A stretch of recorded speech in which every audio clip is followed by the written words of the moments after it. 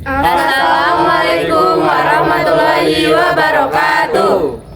Perkenalkan, kami dari kelompok 6. Di sini kami akan menyampaikan materi tentang narkoba. Perkenalkan, nama saya Sari Nuraini. Saya bersama 7 orang rekan. Saya Iqbal Saputra. Saya Wisnu Harun Wijaya. Saya Rahmat Setia. Saya Eka Ramdhani. Saya Linda Amelia Putri. Saya Aisyah. Saya Siti Nur Barokah. Silakan videonya sampai akhir. Narkoba adalah singkatan dari narkotika, psikotropika, dan bahan adiktif lainnya. Istilah ini digunakan untuk menyebut zat-zat yang dapat mempengaruhi kinerja otak dan sistem saraf, sehingga menyebabkan perubahan perilaku, perasaan, dan kesadaran. Narkoba biasanya digunakan dalam dunia medis untuk pengobatan tertentu, tetapi bisa berbahaya jika disalahgunakan. Menurut pasal 6 ayat 1 Undang-Undang Narkotika dibagi menjadi 3 golongan, yaitu pertama, golongan 1.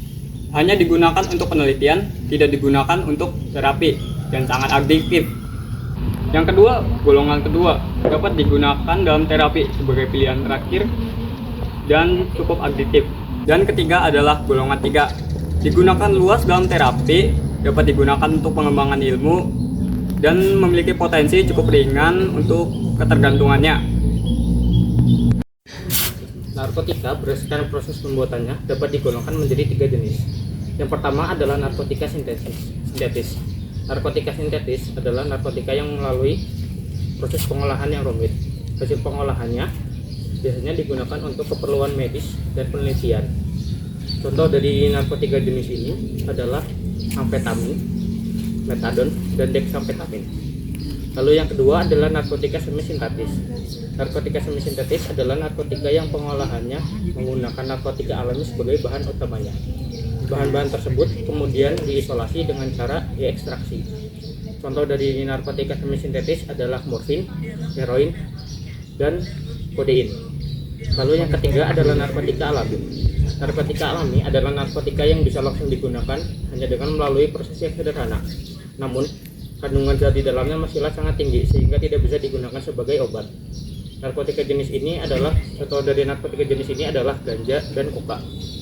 Narkotika jenis ini dapat memberikan dampak buruk apabila penggunaannya tidak benar.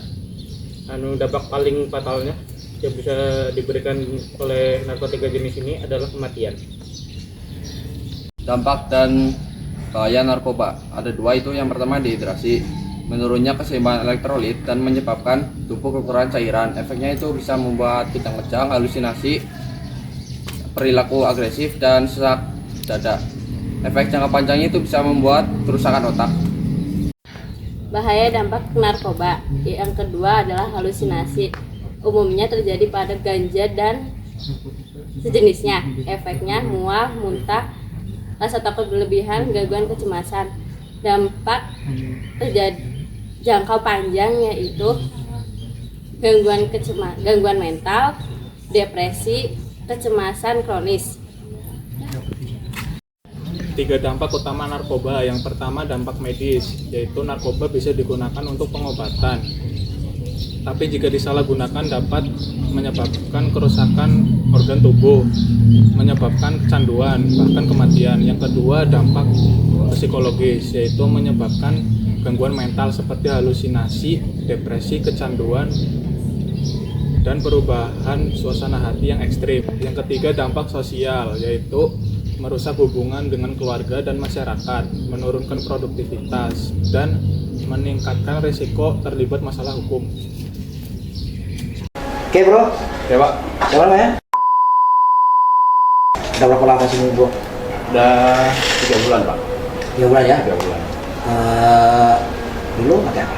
Sama, Sabu. Udah berapa tahun? kurang lebih 13 tahun. Wih, lama juga. 13 tahun pakai sabu. Selama 13 tahun itu memang enak ya? Kalau dibilang enak Pak. Caranya apa? Suntik, hirup Hirup. ya? Ya, pakai bom. Pakai bom. Bisa. Enak ya? Kenapa? Pada saat itu enak. Awalnya kenapa memakai? Ya, awalnya biasa mungkin karena pergaulan ya. Awalnya pergaulan. Pengaruh lingkungan. Pengaruh. Bagaimana cara mengatasi pecandu narkoba? Yang pertama dengan cara rehabilitas medis atau dengan cara bantuan dokter.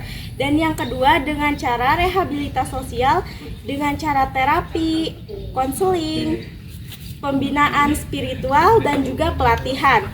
Ada 2 jenis rehabilitas. Yang pertama, rawat inap dengan cara menginap di panti rehabilitas, dan yang kedua, rawat jalan, datang secara rutin tanpa menginap di panti rehabilitas.